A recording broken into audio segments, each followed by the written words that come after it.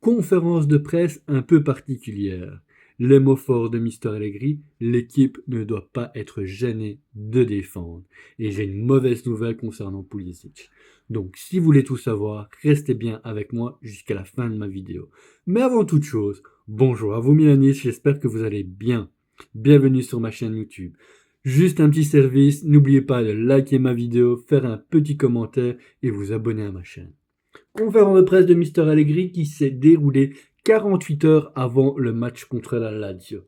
Une première fois en 20 ans pour le Mister. Comment ça a débuté? Il dit, c'est vrai, le derby est un match fantastique. Maintenant, il faut arrêter avec ça.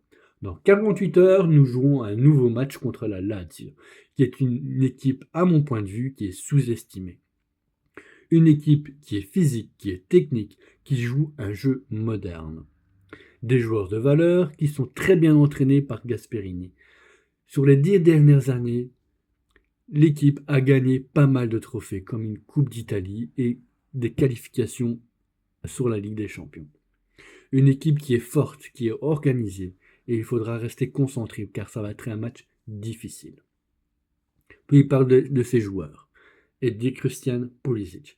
Christian Pulisic ne jouera pas contre la Lazio, car il a des douleurs musculaires, mais il ne donne pas son remplaçant, mais on a quelques petites indications dans cette conférence de presse. Il parle d'Alexis.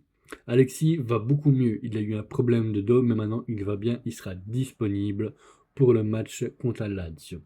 Pour Santiago Jiménez, malheureusement, il reviendra seulement la semaine prochaine avec le groupe.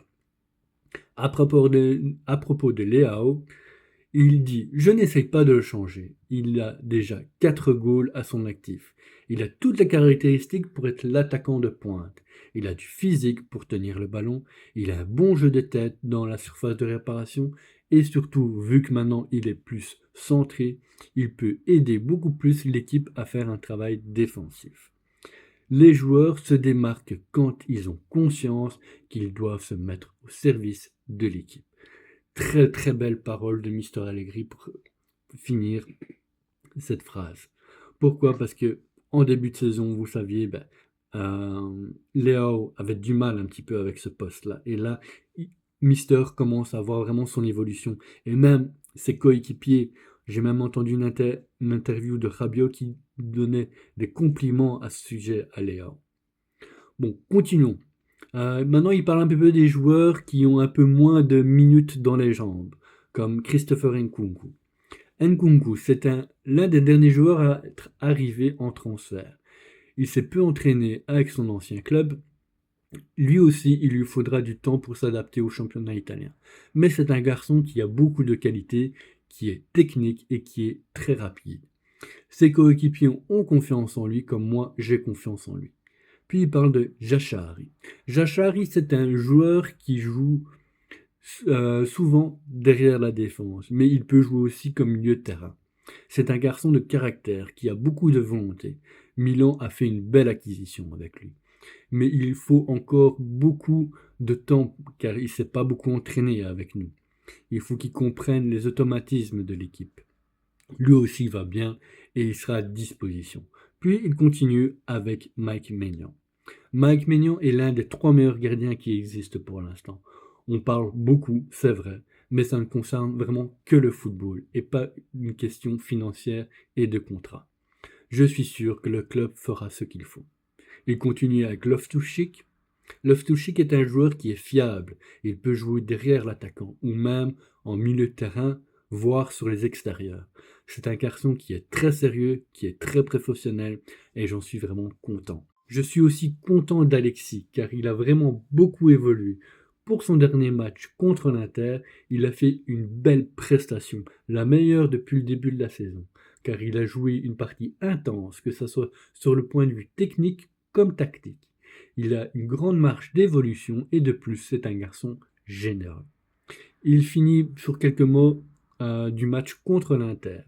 On a travaillé tous les jours pour améliorer les moments clés d'une partie.